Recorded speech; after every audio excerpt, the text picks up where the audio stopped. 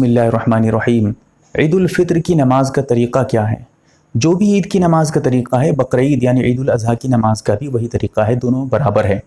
सबसे पहले नियत करेंगे। नियत कहते हैं दिल के इरादे को। अगर आप इमाम हैं तो दिल में इरादा करेंगे कि मैं ईद की नमाज पढ़ा रहा हूँ।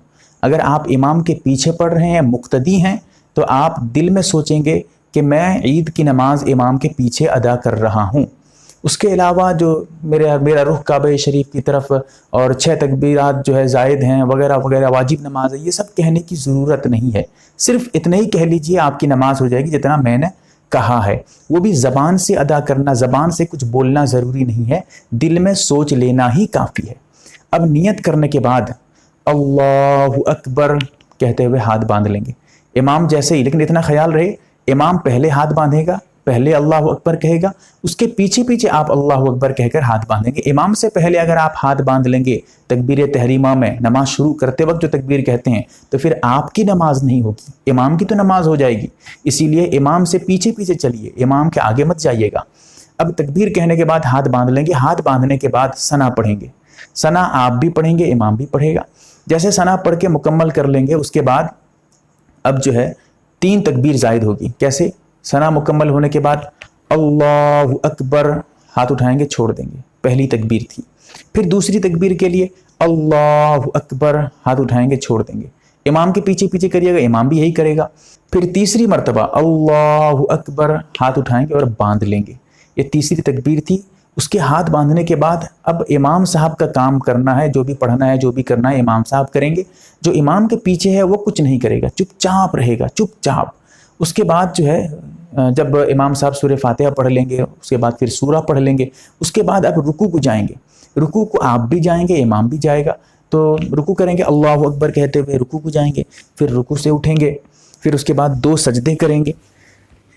जिस तरह आमतौर पे नमाज में करते हैं वही उसी तरह, बिल्कुल कोई अलग से कोई तरीका नहीं है। 2 सजदे करने के बाद अल्लाहु अकबर कहते हुए खड़े हो जाएंगे और हाथ बांध लेंगे। इमाम भी हाथ बांधेगा, आप भी हाथ बांध लेंगे। फिर इमाम साहब जैसे ही खड़े होंगे, सबसे पहले सूरह फातिहा पढ़ेंगे, फिर उसके बाद कोई सूरा पढ़ेंगे, उसके बाद जाकर अब ज़ायद तकबीरात शुरू हो जाएंगी। अब यहाँ क्या करना है, क़िराअत के बाद सबसे पहले अल्लाहु अकबर कहते हुए हाथ उठाएंगे, छोड़ देंगे, पहली तकबीर थी। उसके बाद दूसरी मरतबा अल्लाहु अकबर हाथ उठाएंगे, छोड़ देंगे। तीसरी मरतबा फिर से अल्लाहु अकबर हाथ उठाएंगे, छोड़ देंगे। चौथी मरतबा तकबीर कहते हुए रुकू को जाएंगे। कैसे? अल्लाहु अकबर। ये जो रुकू को जाएंगे, इसमें हाथ नहीं उठाएंगे, बगैर हाथ उठाए तकबीर कहते हुए रुकू को चले जाएंगे, क्योंकि ये रुकू की तकबीर थी। फिर उसके बाद रुकू से उठने के बाद आप समी अल्लाहु लिमन हमीदा कहते हुए उठेंगे। इमाम साहब आप जो है रब्बना वलकल हम्द कहिएगा। फिर उसके बाद 2 सजदे करेंगे, उसके बाद बैठकर अत्तहियात और दुरूद शरीफ, दुआ मासूरा वगैरह पढ़कर सलाम फेर देंगे। ये सबसे आसान तरीका था जो मैंने अभी आपको बताया है।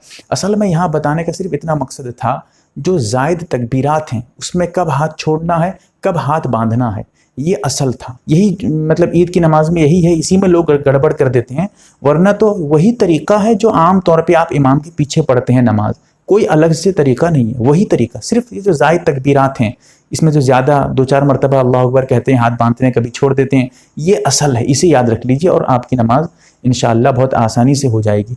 अल्लाह ताला हमें समझने की तौफीक दे, आमीन।